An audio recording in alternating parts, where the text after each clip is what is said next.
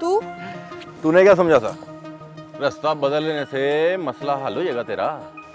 तुझे तकलीफ क्या है? चाहता क्या है तू? तेरी हिफाजत। इतनी तुझे मेरी हिफाजत की फिक्र।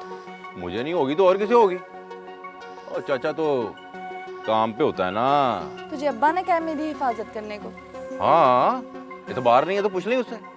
हाँ, तूने कोई राम कहानियां सुनाई होंगी झूठी। कहानियां तो मोहब्बत नगर की बड़ी हैं, लेकिन तेरे कन्नों तक नहीं पहुंची। मुझे कोई शौक भी नहीं है झूठी कहानियां सुनने का।